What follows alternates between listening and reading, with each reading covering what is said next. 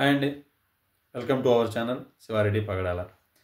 గత 4-5 రోజులుగా చూసుకుంటే ఈ కామాక్షి అమ్మ అయితేనేమి, గంజాయి అయితేనేమి, ఇలా కొన్ని పేర్లు అనేవి రాష్ట్రంలో మోగిపోతున్నాయి అన్నమాట.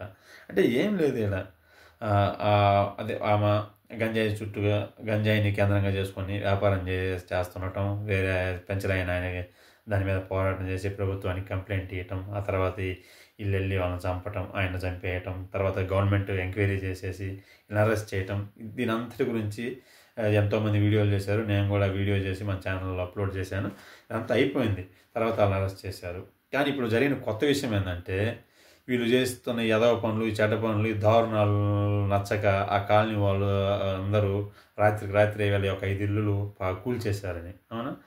ఇది నిజంగా ఒక నైట్లో ఒక కాలనీ జనాలు 5 ఇళ్ళను కూల్చగలరంటారా?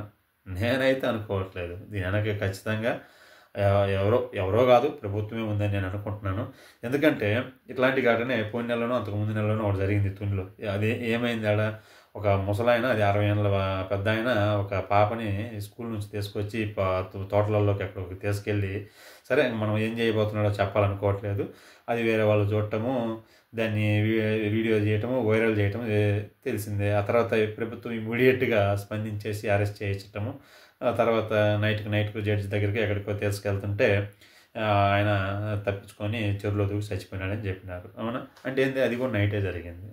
ఇది కూడా నైటే జరిగింది. అంటే దీన్ని బట్టి నాకేమర్థమైందంటే, గవర్నమెంటు ఒక సంకేతాలు పాస్ చేస్తుంది జనాలకి.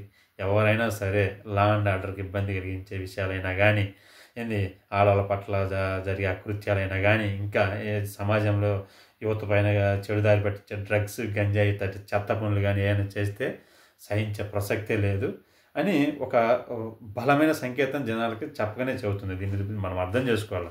చంద్రబాబు నాయుడు ఇదివరకు ఉమ్మడి రాష్ట్రంలో 9 ఏళ్ళుగా ముఖ్యమంత్రి చేసినప్పుడు కూడా లా అండ్ ఆర్డర్ని ఆయన గట్టిగానే కంట్రోల్ చేశాడు. అది రాయలసీమలో జరిగే ఫ్యాక్షన్ అయితేనేమి, హైదరాబాద్లో ఉన్న మత కళాల వల్ల అయితేనేమి, వాళ్ళు చంద్రబాబుకి కాదు సారీ ఎంఐఎం పార్టీ వాళ్ళకి బాగా మంచి జ్ఞాపకాలు ఇచ్చాడనమాట అప్పట్లో చంద్రబాబు నాయుడు.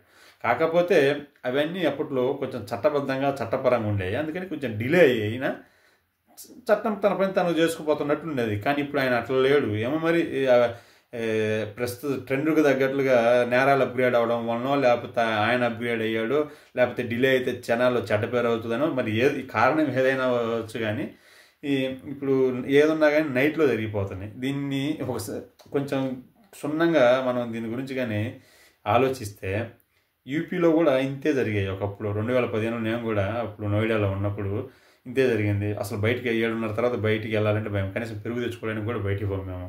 ఎందుకంటే ఉంటారు స్ట్రీట్లలో అక్కడక్కడ ఉండి పర్సు లాగేసుకోవడం, బెదిరించి ఫోన్ లాగేసుకోవడం, ఇట్లాంటివి జరుగుతుంటాయి. ఆ తర్వాత యోగి వచ్చి ఇట్లాంటివి చాలా కట్టడి చేశాడు, మహిళలకు భద్రత కల్పించాడు.